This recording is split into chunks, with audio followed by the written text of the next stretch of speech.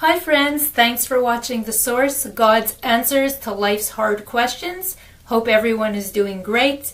I continue to ask for your support to share and like these videos, subscribe to the channel, see the light, be the light, share the light.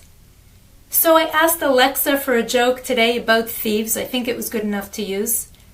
So did you hear about the two thieves who stole a calendar? Well, they each got 6 months. So talking about thieves, President Richard Nixon made famous the sentence, "I am not a crook." But in truth, each of us would say the same thing about ourselves, because most people think of themselves as decent, honorable, and honest people, and certainly not as thieves or crooks. We all know well that the Torah commands us not to steal, as do the laws of the lands that we live in. And as such, most people won't conveniently forget to pay when they go into a store, when they leave the store. But in truth, many of us will pluck a few grapes in the grocery store or grab a few nuts and pop them into our mouths. And so the fact is, friends, we are not as honest and honorable as we may think we are. Our minor thefts are not benign, nor can they be easily or morally justified. We can't play politics with God. Wrong is wrong. And a deeper look into the Torah commandment of not stealing reveals that this law is much more encompassing than it appears. On the scales of divine justice, stealing a grape or a jelly bean may tilt the balance of our fates painfully against us.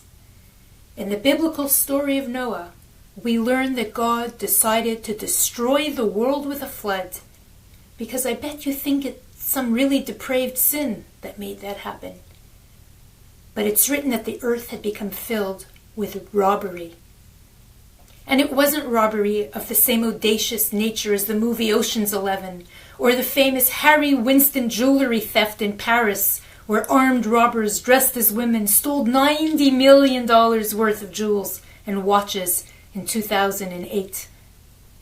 The Torah is referring to a wrong that is too petty, too small to be tried in a court of justice. But if committed continuously, these thefts can gradually ruin and bankrupt your fellow man.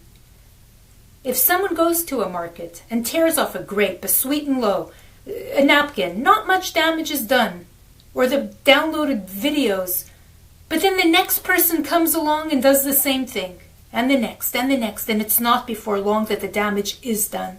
And the owner really has no one to blame for the theft. And so it was for this sin, when justice was obfuscated, for which the generation of the flood was punished. So you're sighing a breath of relief, because you're saying, I never sample things at the store, because first of all, the grapes aren't even washed, too many germs in that nut bowl or the jelly bean bowl. But many of us are guilty of obtaining our desires through cunning and manipulation. And so here is a definition of stealing you may not have considered. When we manipulate another person, we are guilty of stealing their clarity of mind, perhaps their innocence, their emotions, and this type of behavior is called Genevat Hadat, theft of mind. An example would be, you invite a person over for dinner just to look good, to get your brownie points. But if you know that they're going to turn you down, it's stealing. You go to a store, you're wasting the salesperson's time, you're pretending you're going to buy, you get their hopes up high, you steal their time, you waste their time. Stealing.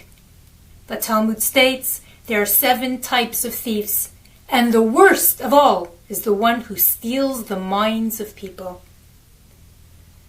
Leading someone to believe something that is not true is not only morally wrong and tantamount to stealing, it can cause a chain of events which can ultimately result in a victim's ruin or, God forbid, their death.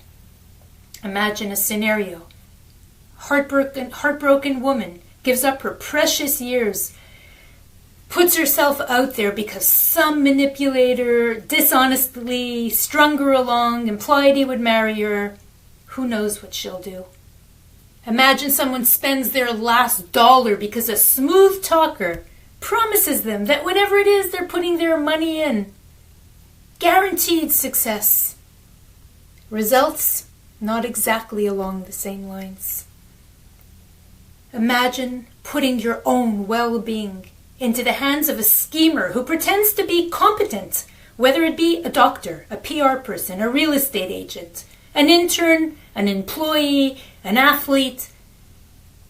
When taking all this into consideration, perhaps most of us are not exactly passing the honesty test with an A+.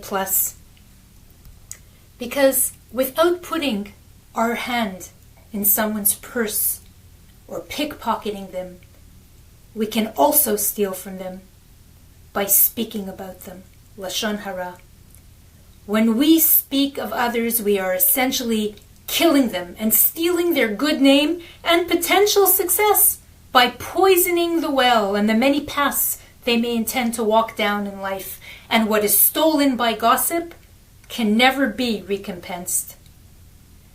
Okay, so some of us are not backstabbers, and we tell people what we think about them right to their face.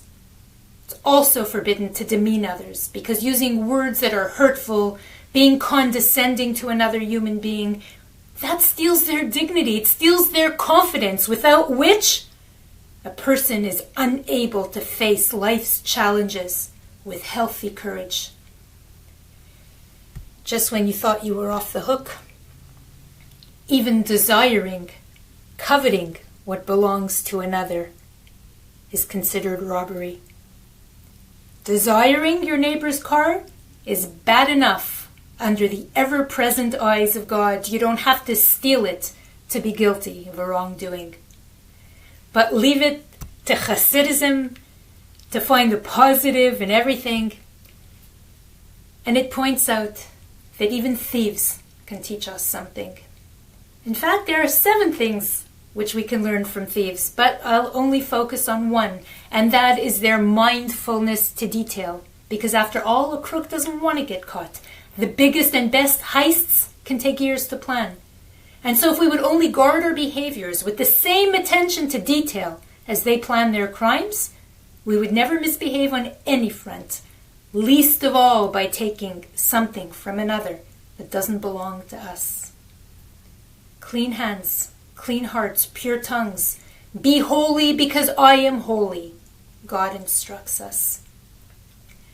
As the saying goes, dear viewers, in order to live well, you either have to have a clean conscience or no conscience at all. So choose wisely. Shabbat Shalom.